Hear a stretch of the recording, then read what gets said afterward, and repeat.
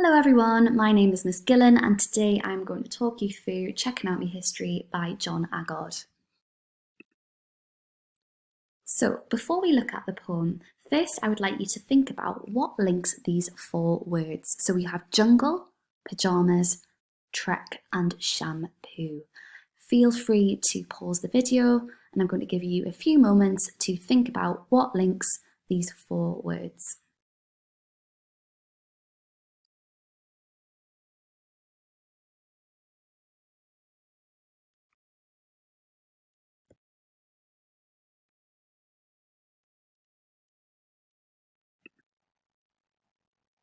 Okay, everyone, welcome back. If your answer was that they are all words we use as a result of British colonialism, well done. Okay, and I'm going to talk you through a little bit about what is the British Empire right now. So, an empire is a group of countries ruled over by a single monarch or ruling power. The British Empire comprised of Britain, the mother country, and the colonies, countries ruled to some degree by and from Britain. In the 16th century, Britain began to establish overseas colonies, and by 1783, Britain had built a large empire with colonies in America and the West Indies. The British Empire was heavily involved with the transatlantic slave trade in the 17th, 18th, and 19th century, and colonization also caused many deaths due to famine, disease, and violence, for instance in India in 1953 and Kenya in the 1950s.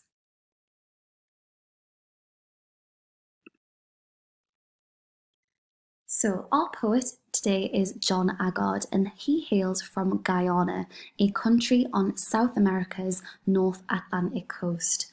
Poetry written by John Agard is all about race, identity, and external attitudes to colonization and British rule. When Agard was still at school, his country was ruled by Britain, and this is going to be particularly important to the poem we are looking at today. So what I would like you to do is to listen to the poem, and you can do so by clicking on the below YouTube link. Ideas to consider whilst you are listening to the poem. Why is the title ungrammatically correct according to standard English? What is the most powerful line/image? How is the poem structured? And think about how this poem is part of an oral tradition, okay? Is this a poem that is meant to be read aloud?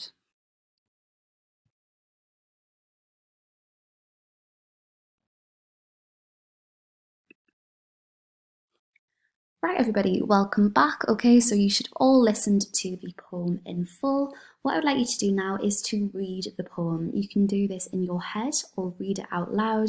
And I want you to think about the key images or key pieces of language or interesting bits of structure that really stand out to you. So you can pause this video and read the poem.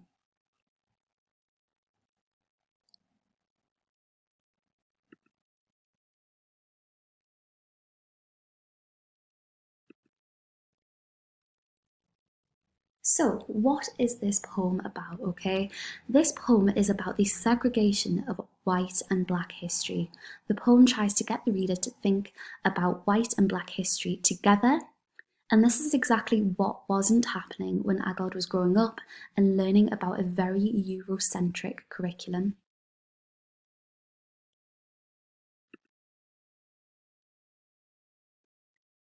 So what I would like you to do now is this 12-minute challenge. You have 12 minutes to do 6 tasks. So number 1, knowledge. Select what you think is the most important quotation in the poem. Number 2, comprehension. Express how the poem makes the reader feel about war and conflict.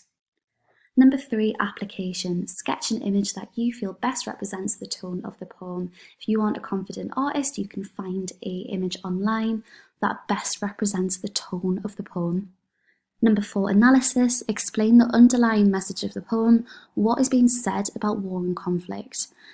Number 5, if you were the poet and you had to come up with an alternative title for the poem, what would it be? And number 6, evaluation. Summarise what this poem tells us about the poet's attitude towards the curriculum.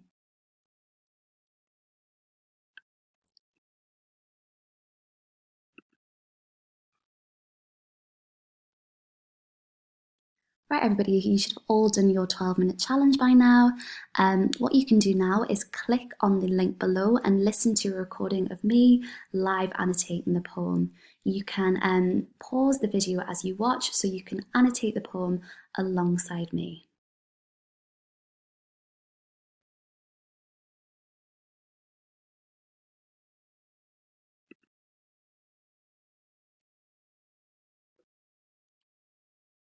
So what I would like you to do now that you have done your 12-minute challenge and you have annotated your poem, is choose one question about the poem and answer it.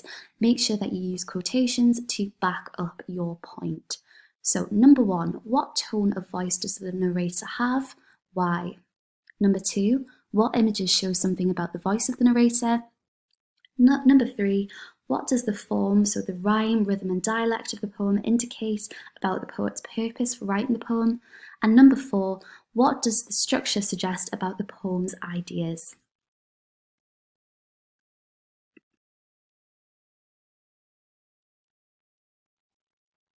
If you are ambitious for a higher grade, you can have a look at this video of John Agard discussing the poem. You can watch this clip and add his thoughts to your notes. And there's also a really interesting BBC article that you can add to your notes. Okay, well done everyone. Thank you very much.